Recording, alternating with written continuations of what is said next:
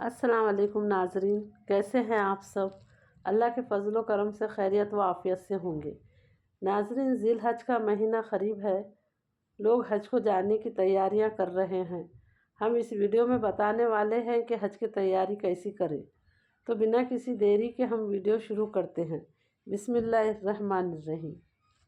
تو ناظرین، حج ایک بہت ہی مقدس سفر ہے۔ اللہ نے ہر صاحب استطاعت پر حج کو فرض کیا ہے۔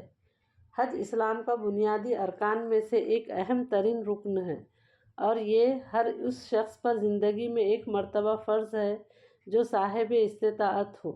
قرآن کریم میں حج کی فریضت کے حوالے سے اللہ تعالیٰ نے ارشاد فرمایا، وَلِلَّهِ عَلَى النَّاسِ حَجَّ الْبَيْتِ مَنِ اسْتَطَاعَ إِلَيْهِ سَبِيلًا۔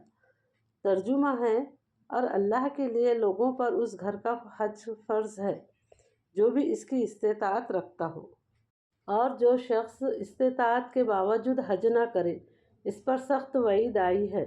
حضرت ابو امامہ رضی اللہ تعالیٰ عنہ سے روایت ہے کہ اللہ کے رسول محمد صلی اللہ علیہ وسلم نے فرمایا کہ کسی شخص کو فریضہ حج کی ادائیگی میں کوئی ظاہری ضرورت یا کوئی ظالم بادشاہ یا روکنے والی کوئی بڑی بیماری یعنی سخت مرض نہ روکے، اور پھر بھی وہ حج نہ کرے اور فریضہ حج کی ادائیگی کیے بغیر ہی انتقال کر جائے یعنی مر جائے، تو چاہے وہ یہودی ہو کر مرے یا عیسائی ہو کر مرے، اللہ تعالیٰ کو اس کی کوئی فکر نہیں۔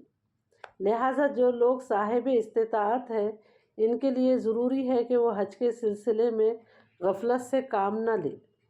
جب حج جانے کا ارادہ کر لیا ہو اور حج کی تیاری شروع کریں تو سب سے پہلے ہمیں چاہیے کہ اپنے دلوں کو صاف کر لیں، یعنی اگر کسی کے لیے ہمارے دل میں نفرت ہے، تعصب ہے، غصہ ہے، وہ سب چاہیے کہ ہمارے دل سے نکال دیں، اور ان لوگوں کو معاف کر دیں جن لوگوں کی وجہ سے ہمارا دل دکھا ہو، جس نے ہمیں پریشان کیا ہو، ان سب کو معاف کر دیں۔ اور چاہیے کہ حج کو جانے سے پہلے لوگوں سے، رشتہ داروں سے، دوست احباب سے خود جا کر ملیں اور ان سے معافی مانگیں، کہ ان سے کہیں کہ ہم حج پر جا رہے ہیں، ہم سے جو بھی غلطی ہوئی ہے، کوتاہیاں ہوئی ہے، ہمیں معاف کر دیں۔ اکثر ہم سے جانے انجانے میں ایسی غلطیاں ہوتی ہیں جس کی وجہ سے کسی کا دل ٹوٹ جاتا ہے، دکھ پہنچتا ہے، تکلیف ہوتی ہے، اس لیے سب سے مل کر معافی مانگنا چاہیے۔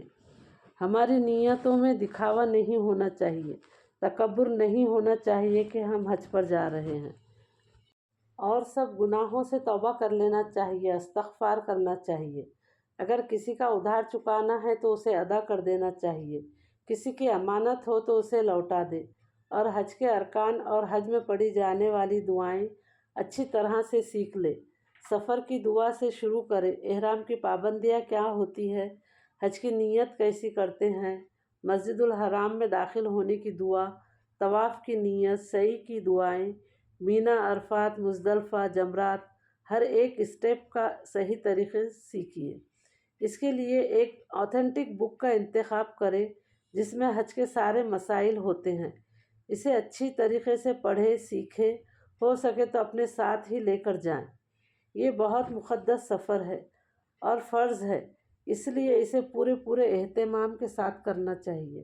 مسجد الحرم میں داخل ہونے کے بعد خیال رکھیں کہ ہم سے کسی کو تکلیف نہ پہنچے، بہت عزت و احترام سے لوگوں سے بات چیت کریں، کسی طرح کی کوئی جلدی نہ کیجیے، کسی کو دھکے بکے نہ ماریے، جگہ کے لیے کسی سے جھگڑا نہ کریں۔ اللہ تعالیٰ ہماری نیتوں کو دیکھتا ہے اور نیتوں پر فیصلے کرتا ہے، اور وہاں جا کر پوری امت مسلمہ کے لیے دعا کریں۔ جس نے بھی آپ سے دعا کی درخواست کی ان کے لیے دعائیں کیجیے، اور یہ بھی دعا کریں کہ اللہ تعالیٰ ہر مسلمان کو کعبہ شریف اور مسجد نبوی کی زیارت کرائے، ہر کسی کو حج کی سعادت نصیب فرمائے، کیونکہ جو حاجی ہوتے ہیں اللہ تعالیٰ ان کی دعائیں ضرور قبول فرماتا ہے۔ اللہ تعالیٰ ہم سب کو حج مبرور کی سعادت سے نوازے، ثم آمین۔